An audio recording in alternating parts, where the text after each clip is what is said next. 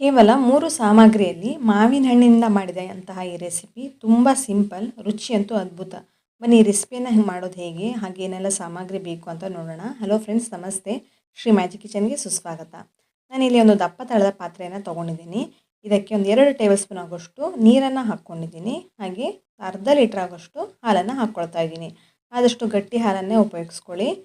ಇದಕ್ಕೆ ನೀರನ್ನೇನು ಹಾಕ್ಕೊಳ್ಬೇಕಂತೇನಿಲ್ಲ. ನಂತರ ಇದನ್ನು ಚೆನ್ನಾಗಿ ಕಾಯಿಸ್ಕೊಳ್ಬೇಕು. ಮೊದಲಿಗೆ ಒಂದು 2 ಟೇಬಲ್ ಸ್ಪೂನ್ ನೀರನ್ನು ಹಾಕ್ಕೊಳ್ಳೋದ್ರಿಂದ ಹಾಲು ಚೆನ್ನಾಗಿ ಕುದ್ದ ನಂತರ ಅಡಿಗೆಲ್ಲ ಅಂಟ್ಕೊಳ್ಳುತ್ತೆ. ಅದು ಹಾಗೆ ಆಗಲ್ಲ.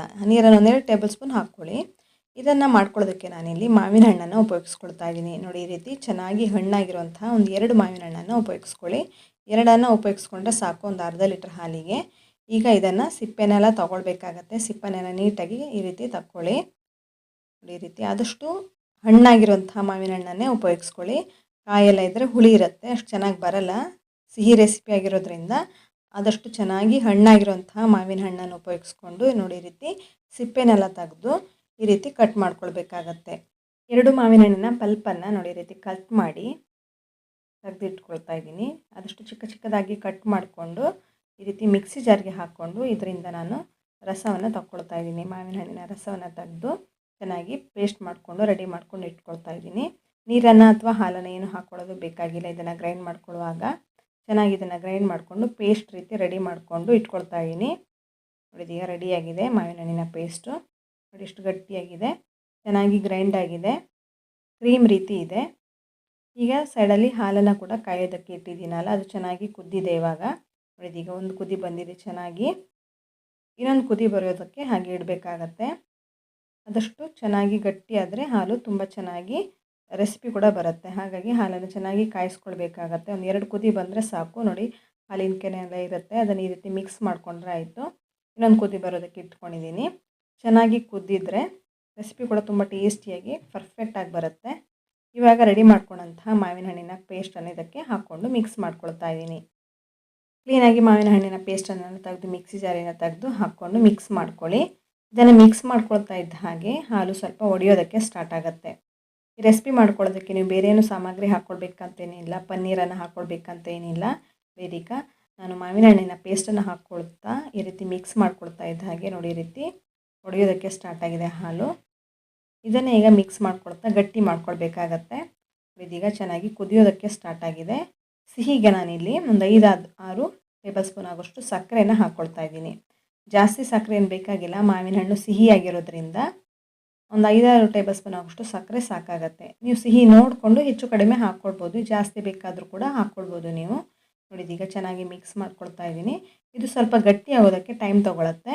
ಇದೇ ರೀತಿ ಗ್ಯಾಸ್ ಫ್ಲೇಮನ್ನು ಮೀಡಿಯಮ್ ಫ್ಲೇಮಲ್ಲೇ ಇಟ್ಕೊಂಡು ಮಿಕ್ಸ್ ಮಾಡ್ಕೊಳ್ತಾ ಬನ್ನಿ. ನೋಡಿ, ಈಗ ಸ್ವಲ್ಪ ಗಟ್ಟಿಯಾಗಿದೆ. ಇಷ್ಟು ಸಾಮಗ್ರಿಯಲ್ಲಿ ಕೂಡ ನೀವು ಮಾಡ್ಕೊಳ್ಬೋದು. ಇನ್ನು ಟೇಸ್ಟಿಯಾಗಿ ಮಾಡ್ಕೊಳ್ಬೇಕಂತಿದ್ರೆ ಸ್ವಲ್ಪ 1/4 ಕಪ್ ಆಗೋಷ್ಟು ಹಾಲಿನ ಪುಡಿಯನ್ನು ಹಾಕ್ಕೊಂಡು ಮಿಕ್ಸ್ ಮಾಡ್ಕೊಳ್ಳಿ. ಇನ್ನೂ ಪರ್ಫೆಕ್ಟಾಗಿ ಟೇಸ್ಟಿಯಾಗಿ ಸ್ವೀಟ್ ಅಂಗಡಿಯಲ್ಲಿ ಸಿಗುವಂತಹ ರುಚಿಯಾದ ಸಿಹಿಯನ್ನು ಮನೆಯಲ್ಲೇ ಮಾಡ್ಕೊಳ್ಬೋದು. ಹಾಲಿನ ಪುಡಿಯನ್ನು ಹಾಕ್ಕೊಂಡು ಚೆನ್ನಾಗಿ ಮಿಕ್ಸ್ ಮಾಡ್ಕೊಳ್ಳಿ. ಗಂಟುಗಳಾಗೋದಕ್ಕೆ ಬಿಡಬೇಡಿ. ನೋಡಿ, ಈ ರೀತಿ ಹಾಕಿದ ಕೂಡಲೇ ಮಿಕ್ಸ್ ಮಾಡ್ಕೊಂಡ್ರೆ ಆಯಿತು. ಗಂಟುಗಳೇನೂ ಆಗಲ್ಲ, ಚೆನ್ನಾಗಿ ಮಿಕ್ಸ್ ಆಗುತ್ತೆ. ಇದು ಇನ್ನೂ ಗಟ್ಟಿ ಆಗ್ತಾ ಬರ್ತಾ ಇದೆ. ನೀವು ಬೇಕಾದರೆ ಕೋಕೋನಟ್ ಪೌಡ್ರ್ ಇದ್ದರೆ ಅದನ್ನು ಕೂಡ ಹಾಕ್ಕೊಳ್ಬೋದು, ಅದು ಕೂಡ ತುಂಬ ಚೆನ್ನಾಗಿ ಬರುತ್ತೆ ಟೇಸ್ಟು. ಇದಕ್ಕೆ 1 ಟೇಬಲ್ ಸ್ಪೂನ್ ಅಷ್ಟು ತುಪ್ಪವನ್ನು ಹಾಕ್ಕೊಳ್ತಾ ಇದ್ದೀನಿ. ಜಾಸ್ತಿ ತುಪ್ಪ ಏನು ಹಾಕ್ಕೊಳ್ಬೇಕಂತೇನಿಲ್ಲ, ಪಾತ್ರಕ್ಕೆಲ್ಲ ಅಂಟ್ಕೊಳುತ್ತಲ್ಲ, ಅದು ತೆಗಿಯೋದಕ್ಕೆ ಈಸಿ ಆಗುತ್ತೆ. ಹಾಗಾಗಿ ತುಪ್ಪವನ್ನು ಹಾಕ್ಕೊಂಡಿದ್ದೀನಿ.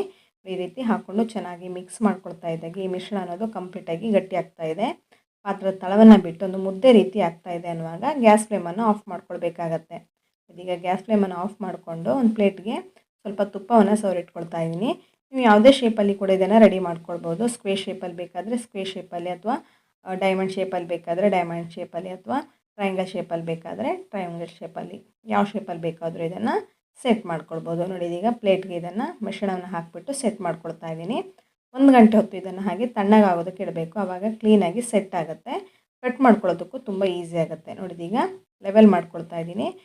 ಇದ್ರ ಮೇಲ್ಗಡೆ ನೀವು ಡ್ರೈ ಫ್ರೂಟ್ಸನ್ನೆಲ್ಲ ಹಾಕಿಬಿಟ್ಟು ಸೆಟ್ ಮಾಡ್ಕೊಳ್ಬೋದು, ತುಂಬ ಚೆನ್ನಾಗಿ ಕಾಣಿಸುತ್ತೆ.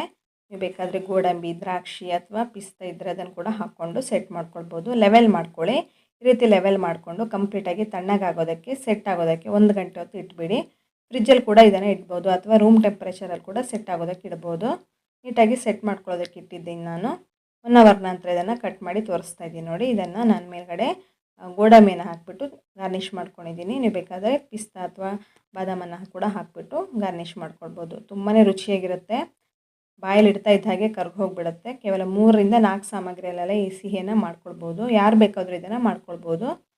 ಮನೇಲಿರುವಂಥ ಕೆಲವೊಂದು ಸಾಮಗ್ರಿಯಲ್ಲಿ ಈ ಸಿಹಿಯನ್ನು ರೆಡಿ ಮಾಡ್ಕೊಳ್ಬೋದು. ನೋಡಿ, ಇದನ್ನು ಈಗ ಒಂದು ಕಟ್ ಮಾಡಿ ತೋರಿಸ್ತಾ ಇದ್ದೀನಿ. ನೋಡಿ ಎಷ್ಟು ಸಾಫ್ಟ್ ಆಗಿದೆ, ತುಂಬಾ ರುಚಿಯಾಗಿರುತ್ತೆ. ಈ ಮಾವಿನ ಹಣ್ಣಿನ ಸೀಸನಲ್ಲಿ ಒಂದ್ಸಲ ಈ ಸಿಹಿಯನ್ನು ಮಾಡಿ ನೋಡಿ. ಎಲ್ರಿಗೂ ಇಷ್ಟ ಆಗುವಂಥ ಒಂದು ಅದ್ಭುತವಾದ ಸಿಹಿ ಇದು. ಈ ಸಿಹಿ ನಿಮಗೆ ಇಷ್ಟವಾದಲ್ಲಿ ನಿಮ್ಮ ಫ್ರೆಂಡ್ಸ್ ಹಾಗೂ ಫ್ಯಾಮಿಲಿ ಮೆಂಬರ್ಸೊಂದಿಗೆಲ್ಲ ಶೇರ್ ಮಾಡಿ, ಹಾಗೆ ಲೈಕ್ ಮಾಡಿ, ಶೇರ್ ಮಾಡಿ, ಸಬ್ಸ್ಕ್ರೈಬ್ ಮಾಡ್ಕೊಳ್ಳೋದಕ್ಕಂತೂ ಮರಿಲೇಬೇಡಿ. ನೀವು ಫೇಸ್ಬುಕ್ಕಿಂದ ನೋಡ್ತಾ ಇದ್ದರೆ ಫಾಲೋ ಮಾಡ್ಕೊಳ್ಳೋದಕ್ಕೂ ಮರಿಬೇಡಿ. ಇನ್ನಷ್ಟು ಹೊಸ ರೀತಿಯ ಅದ್ಭುತವಾದ ರೆಸಿಪಿಗಳೊಂದಿಗೆ ಸಿಗೋಣ. ಧನ್ಯವಾದಗಳು.